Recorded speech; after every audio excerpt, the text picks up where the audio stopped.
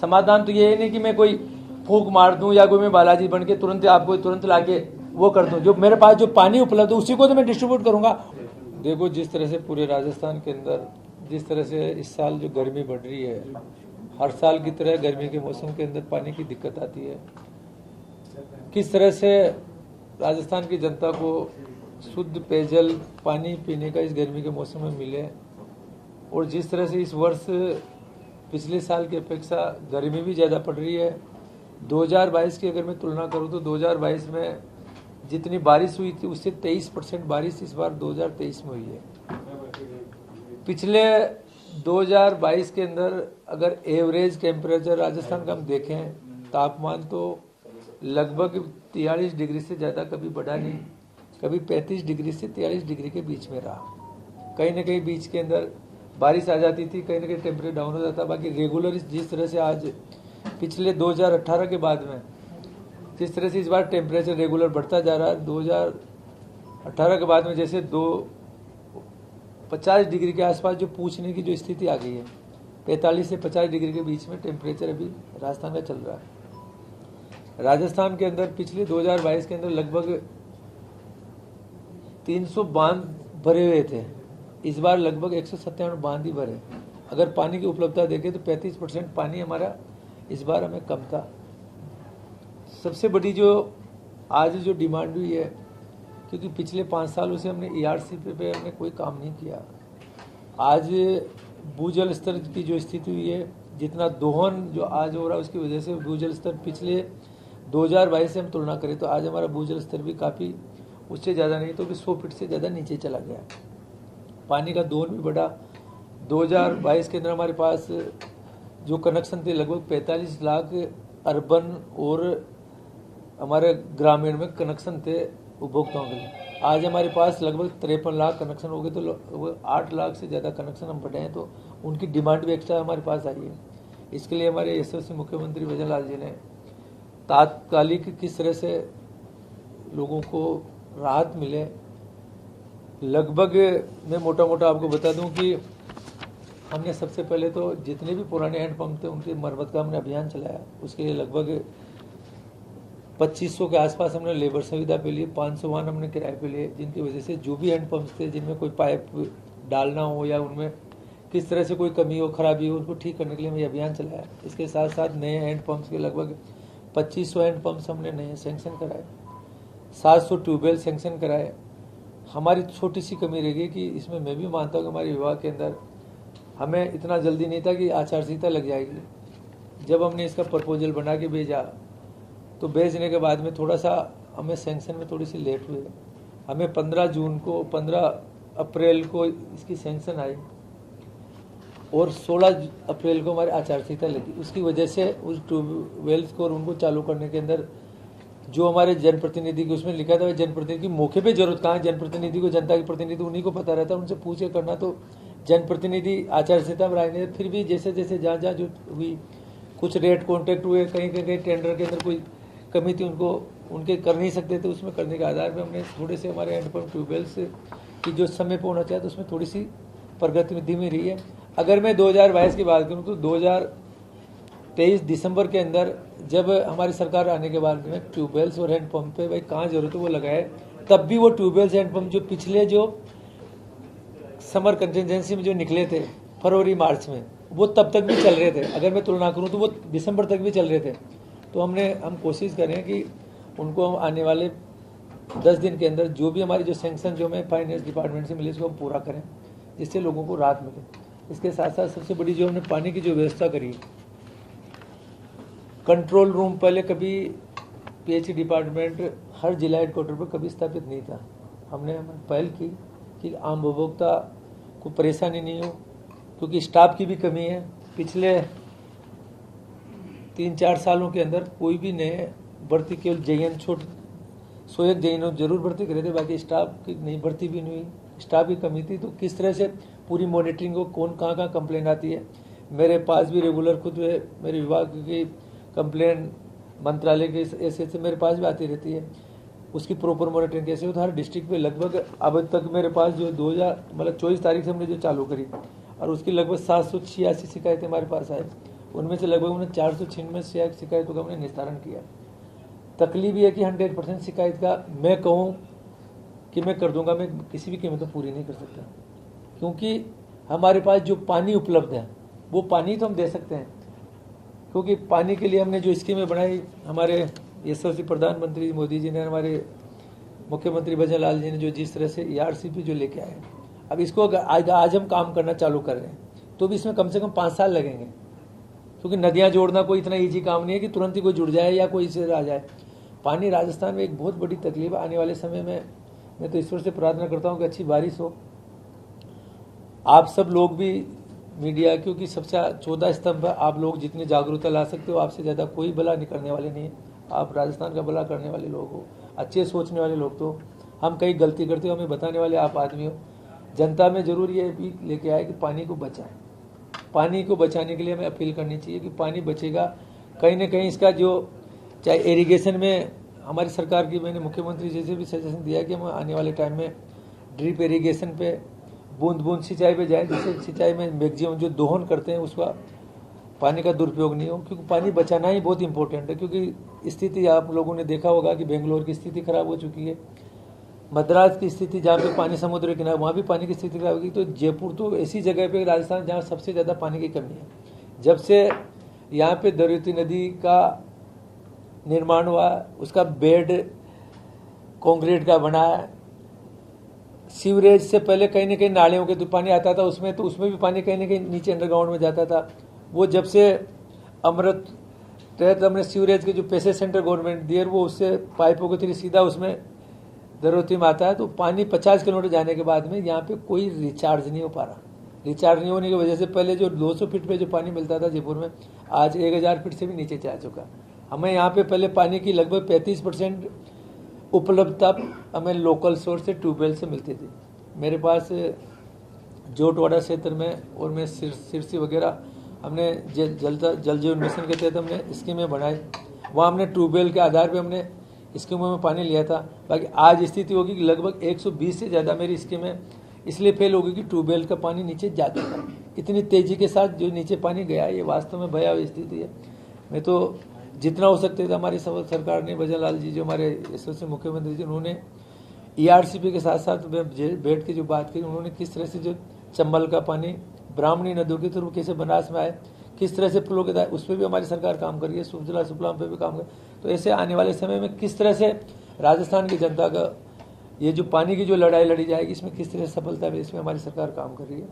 और मैं तो मेरे अधिकारियों को मैं धन्यवाद देना चाहता हूँ कि पहले हो सकता है कि क्या लापरवाही करते हैं, बाकी जितनी हो सकती थी इस गर्मी के अंदर पूरी ईमानदारी से, मेहनत से काम कर रहे हैं। जो कहीं लापरवाही जो अधिकारी, उनको हमारे लेवल पे उनको हम सस्पेंड भी कर रहे हैं, उनको जो सजा देनी वो भी दे रहे हैं। बाकी जितना सा हमारे पास स्टाफ है, अगर उनको एक छोटी छोटी चीज़ के हम उनको सजा देने लग जाएंगे और उनको ऊपर वो करेंगे, तो डेफिनेटली काम तो उन्हीं से लेना पड़ेगा, उनको मोटिवेट करके लेना पड़ेगा। तो आप सब लोगों से मैं तो यही आग्रह करता हूँ। आपने बताया कि कंटेंजेंसी प्लान लागू है, मार्च में कंटेंजेंसी प्लान इंप्लीमेंट हो जाना चाहिए था, अब मई तक नहीं हो पाया है क्योंकि बरसात अब आने वाली है। और अभी तक लोगों को मेरा सरकार ने बजट दे दिया था, ये काम विभाग के अधिकारियों को करना था। आपने कहा आचार संहिता है, ना ट्यूबवेल खुदे हैं, ना टैंकर की सप्लाई। राजधानी में टैंकर की सप्लाई इतनी जबरदस्त है कि टैंकर की कालाबाजारी हो रही है, 1000 से 1200 रुपए में मिल रहे हैं। आप पहली बार प्रेस कॉन्फ्रेंस में आए मीडिया के सामने, जिस मंत्री की जिम्मेदारी पानी की मॉनिटरिंग की बनती है, अधिकारी तो कोई भी काम नहीं कर रहा। सर आप कह रहे हैं अधिकारी बहुत अच्छा काम कर रहे हैं, हम बताते हैं आपको सारे अधिकारी कौन सा कितना काम कर रहा है। आप जयपुर के सारे इलाकों में हम ढूंढते हैं, वहाँ पानी की किल्लत आप देखेंगे, लोग मटके फोड़ रहे हैं। मैं आपको कहना चाहता हूँ कि इस वक्त राजस्थान के अंदर लगभग 3500 तो शहरों के अंदर टैंकर चल रहे हैं और 9000 से ज़्यादा टैंकर हमारे गाँव में चल रहे हैं, रेगुलर चल रहे हैं। पानी के अंदर जहाँ जहाँ भी शिकायत होती है कि पानी के अंदर कालाबाजारी होती है, हमारे अधिकारी खुद जाके उसको चेक कर रहे हैं। तीसरी चीज़, मैं खुद मान रहा हूँ कि हमारे पास सैंक्शन लेट आने के, हमारा 80% जो हमारे जो पुराने ट्यूबवेल्स है उनको ठीक करना हो, कोई नई लाइनें डालने हो, लगभग 150 करोड़ से ज़्यादा का काम हमने 80% हमने काम पूरा कर दिया है।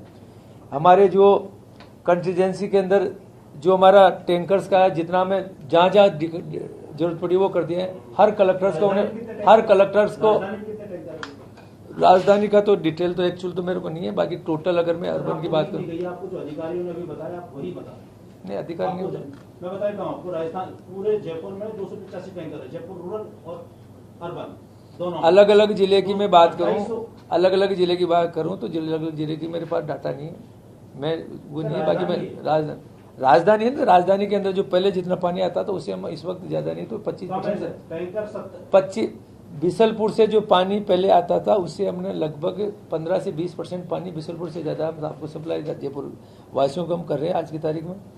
टैंकर्स जहाँ जहाँ जो जरूरत पड़ रही है वो 100% हम टैंकर वहाँ जितने भी, अगर 200-250 नहीं, अगर 500 टैंकर की अगर जरूरत पड़ेगी, कोई डिमांड करेगा तो वहाँ पूछा रहे हैं। ये जरूर है कि कहीं ना कहीं उसके अंदर टैंकर के अंदर जब 1200 रुपए का ले रहे हैं या उसके अंदर जब 5000 लीटर का उसमें 3000 लीटर पानी लेकर रहे हैं, तो उसकी भी हमारे अधिकारी जाके चेक कर ही रहे हैं ना, उसको भी जो जहाँ शिकायत है। तो ये जो आप लोगों को भी हमें लगता है कि, क्योंकि मैंने पहले बोला है कि आप जनता की जो निगरानी रखने वाले चौथे स्तंभ वो आप सबसे ज्यादा मॉनिटरिंग करते हो, आप लोगों की वजह से कहीं ना कहीं कमी रहती है, तो हमें सुधार करते हैं।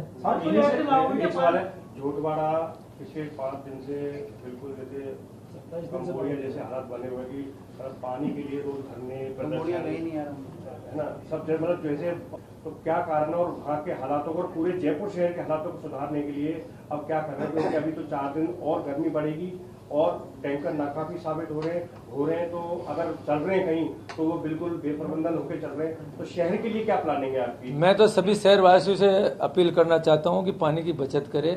पानी हमारे पास जितना बिसलपुर के अंदर है, जितनी हमारी कैपेसिटी है, जितना हम फिल्टर कर रहे हैं वो 100% पानी जयपुर के अंदर दे रहे हैं।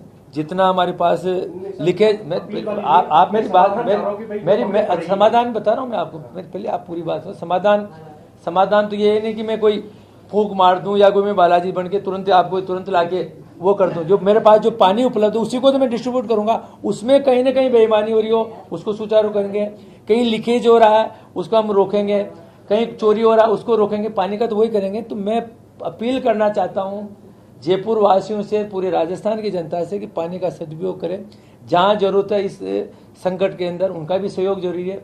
अगर उनको लगता है कि हमारा कोई ऐसा काम करना है जिसे पानी कोई फ्लोराइड का, उससे कपड़े उपड़े धोना करना, उससे कर लो। बाकी जहाँ पीने का जो पानी आता है शुद्ध पानी, उसको सही ढंग से उसको यूज करें तो ही पानी बचाएंगे, तो ही पानी बचेगा। मैं वहां तराई बचेंगे। मेरे पास टैंकर भी आएगा, तो अगर आपके भूजल के अंदर पानी होगा वहीं से तो टैंकर भर के आएंगे। अगर भूजल में पानी नहीं आएगा, टैंकर भी आने वाले टाइम में ये भी खत्म हो जाएंगे। तो सबसे बड़ी भगवान से प्रार्थना करो कि जल्दी से जल्दी ये जो व्यवस्था जो पहले होनी चाहिए थी, मैं आपसे कहना चाहता हूं कि आज बिसलपुर के अंदर अगर इस बार ईश्वर हमारे ऊपर मेहरबान नहीं रहा, कहीं हमारा दुर्भाग्य खराब हो, इस बार बारिश कम आई, बिसलपुर डैम नहीं भरा, तो सोचो उस वक्त क्या स्थिति होगी, कहाँ ट्रेनों से हमें पानी लाना पड़ेगा, किस जगह से पानी लाना पड़ेगा। तो ये स्थिति क्यों आई, ये मैं आप लोगों से कहना चाहता हूँ। ये स्थिति अगर 5 साल पहले इस पे काम करते, ERCP पे काम करते, तो आज वो हो सकता था कि अभी नहीं होती, बाकी साल भर बाद में, 1.5 साल बाद में, 2 साल बाद में। सर आप उसको हर चीज को ERCP को उसको ले जाके अपन नहीं कर सकते, क्योंकि आप पिछले 10 दिन में ऐसा क्या हो गया कि राजस्थान के हर शहर में पानी की तरह बची हुई है।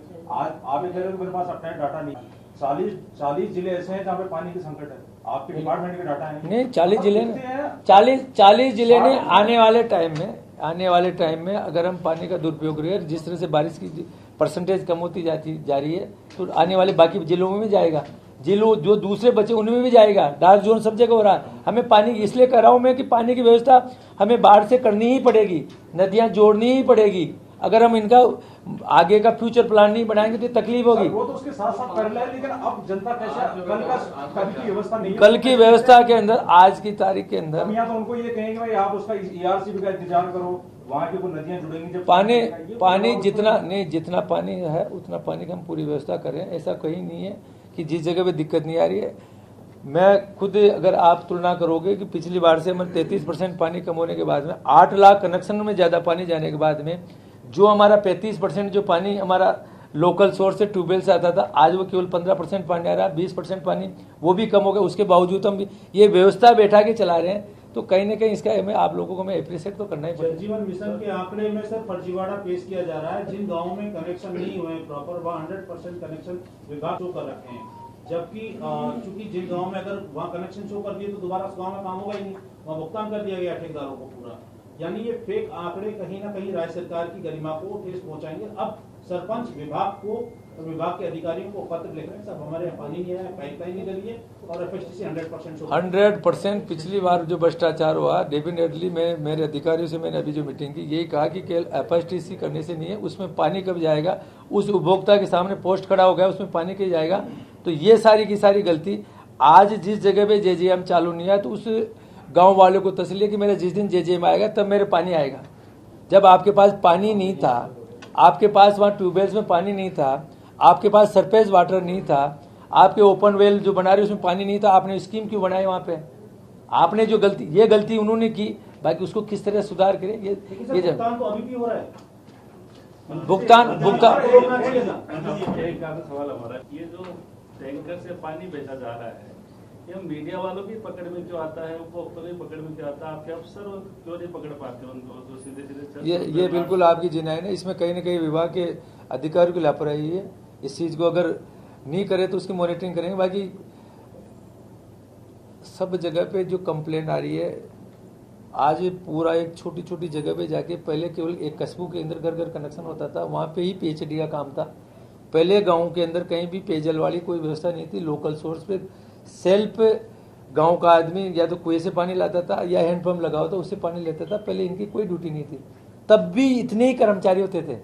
आज जो कर्मचारियों की जो संख्या उससे 4 गुना काम होने के बाद वही लोग काम कर रहे हैं। तो ये कहीं ना कहीं हम लोगों की जिस रेशो में काम बढ़ा, जिस तरह से पीएचडी डिपार्टमेंट के अंदर पहले जहाँ 5 रुपए का काम होता था, जहाँ पे अगर 50 रुपए का काम होने लगा उस रेशो के अंदर कर्मचारियों की भर्ती भी होनी चाहिए थी। वो वास्तव में तकलीफ दी, उसकी वजह से लोड ज्यादा होने की वजह से प्रॉपर मॉनिटरिंग नहीं कर पाएंगे। बाकी फिर भी हो सकता है कि लापरवाही था, आप लोगों ने जो बताया उसके बाद में रेगुलर उस लेवल पे काम आपने कंट्रोल रूम चालू किया है, आप तो सबके सामने एक बार बता दीजिए, अगर एक भी कंट्रोल रूम नहीं, मैं आपको नंबर दे रहा हूँ पीएचडी मुख्यालय का, उस कंट्रोल रूम पे एक का नंबर और भी लग जाए आप तो आपको नंबर दे रहा हूँ। ये तो क्लियर है, आप अपने के सामने बता रिकॉर्ड कर रहे हैं अपना 0141 2222 नहीं, ये बिल्कुल 100% जहाँ कभी हो सकता है। मिलाओ आप फूंक मारेंगे तो पानी नहीं आएगा, लेकिन अभी कितनी नगर पालिका ऐसी है जहाँ पर 1 दिन के अंतराल से, जहाँ पर 2 दिन के अंतराल से और जहाँ पर 5 दिन के अंतराल से पानी। दौसा में 120 घंटे में। अरे वो इनको बताने बिल्कुल दौसा में 120 घंटे में पानी आना सही बात है आपकी। आप पूरे शहर में बताओ, मैं चार्ट को देख के एक भी नहीं बोल रहा। पहली बात बस इतना जरूर है कि पानी जो टैंकर कितने लगेंगे तो इतना तो याद लिखना ही पड़ेगा कितने टैंकर आएंगे। कितना पानी बचा अभी बिशनपुर में 35% पानी बचा। पानी का सप्लाई तो हो जाएगी सब जगह। ये सीजन तो निकल जाएगा, आगे तो तकलीफ है। एक सवाल है, अब 15 दिवस का गर्मी का जोर रहेगा, जयपुर शहर की आबादी 50 लाख है, क्या प्लानिंग है कि आप किस तरह से मॉनिटरिंग करेंगे, शिकायतों की? मैं तो आपको विश्वास दिलाता हूं कि आने वाली जून के महीने तक, जुलाई तक हम जयपुर वासियों को जहां भी तकलीफ होगी पानी की उसको दूर करेंगे। और भी जो भी होगी, आज हमने और जहां तकलीफ आ रही है उसकी शिकायत को हमने चेक कर रहे हैं, जहां प्रॉब्लम आ रही है उस पर करेंगे। जहां टैंकर बढ़ाएंगे। अगर मौका पड़ेगा तो हमें ट्रेन से पानी लाना पड़ेगा तो बाहर से ट्रेन से भी लेके आएंगे। बाकी जयपुर वासियों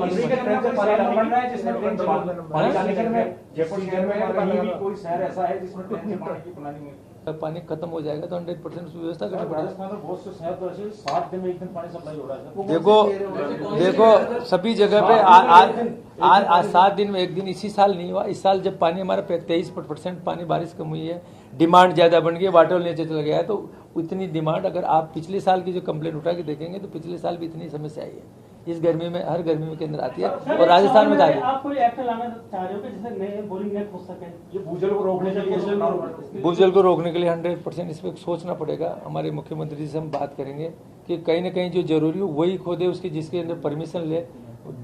अंधाधुंध दोहन की वजह से वास्तव में पिछली सरकार जैसे रोक को उसको हटा के देंगे, ट्यूबवेल के लिए कोई कहीं भी कर सकता है, जितने चाहे ट्यूबवेल कर सकता है। हम 2-3 एक्ट लाना चाह रहे हैं। एक तो सबसे बड़ा है कि जो भी कई लोग मेन राइजिंग लाइन से जाते हैं और उसमें सीधी चोरी करते हैं, चोरी करने के बाद में कहीं ना कहीं सिंचाई का करते हैं, कहीं करते हैं, तो उन लोगों पे हाँ हेलो कहाँ से बोल रहे, कौन से कंट्रोल रूम से बोल रहे हो? इसमें नहीं जा रहा। हेलो बात करो कौन सी। आप बताओ ना कौन बोल रहे हो सर मंत्री क्या वो एक्ट बता रहे हो आपको? अरे भाई मैं तो कन्हैयालाल चौधरी बोल रहा हूँ। आगे बाद कितनी कंप्लेन आए अभी तक? नहीं ये ना सर, ये स्टेट पर हाँ,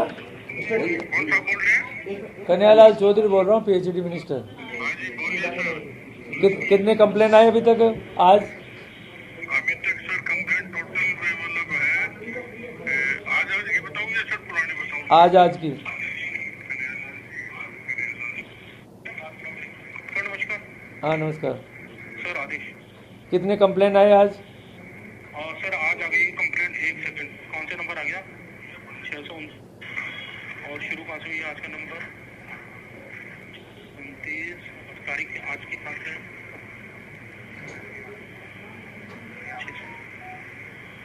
680। सर आ गई आज 20 29 50 कंप्लेंट आ गई सर। इनका निस्तारण का क्या कर रहे हो? सर कंप्लेंट आ रही है, साथ साथ एक जना तो नोट कर रहा है सर, और एक जना इनको फॉरवर्ड कर रहा है सर डिस्ट्रिक्ट में कंसर्निंग कंट्रोल पे, और जो जेई नहीं है उनको वो फीडबैक कलेक्ट कर रहे हैं फील्ड से कि क्या रहा, निस्तारित हुई नहीं। अब तक तो आपके कंट्रोल रूम में कितने आ चुकी कंप्लेन टोटल? सर एक सेकंड, वो गाना मेरे फाइल मेरे टेबल पे रखा है। एक सेकंड सर,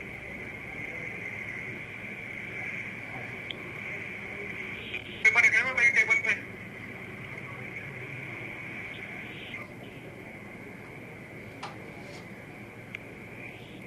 नहीं सर एक सेकंड। ठीक है बताना भी।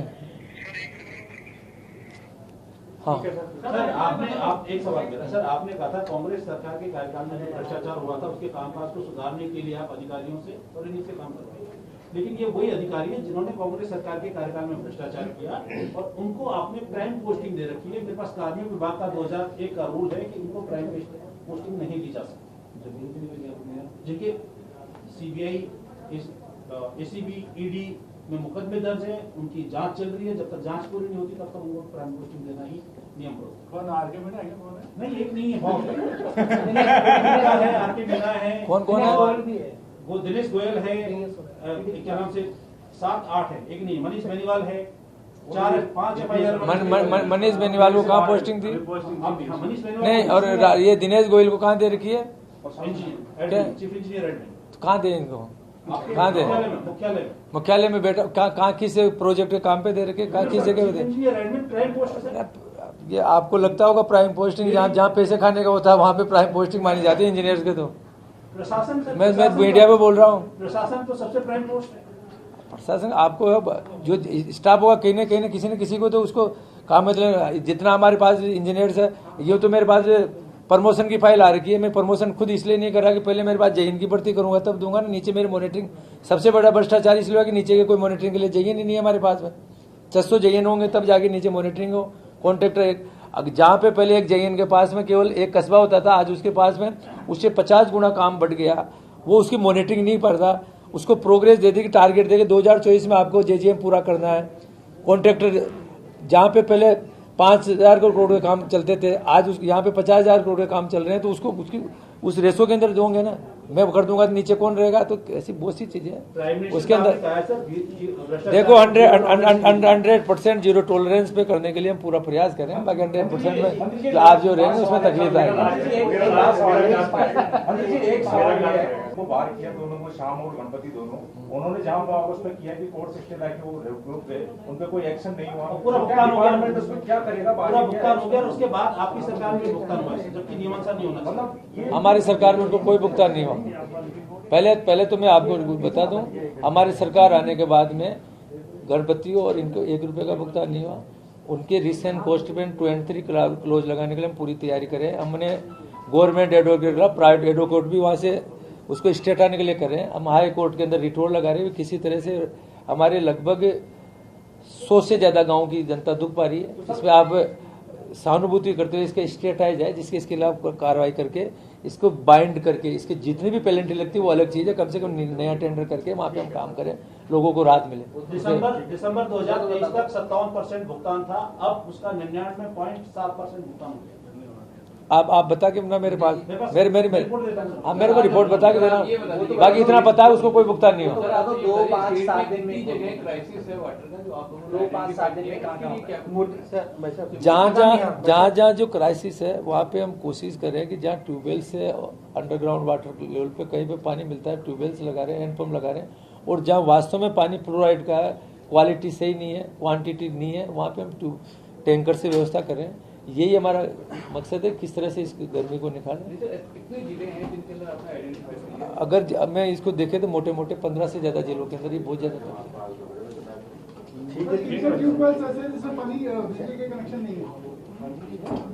ट्यूबवेल्स है जिसके अंदर वास्तव में ज्यादा बात करें तो 40% से ज्यादा ट्यूबवेल्स के अंदर बिजली कनेक्शन करने में देरी हो रही है। उसके लिए मान रहे हैं, उनको डिमांड बना के दे रहे हैं, कहीं ना कहीं बिजली विभाग के अंदर भी हो रहे हैं। वो डिमांड जहां हमारा बजट जो सैंक्शन हो गया 20 लाख रुपए का, डिमांड ही कहीं ना कहीं 15 लाख की दे दी, उसको हम कोशिश करें कि इसको मिनिमाइज करें, तो कहीं ना कहीं टेक्निकल प्रॉब्लम तो आ ही रही है।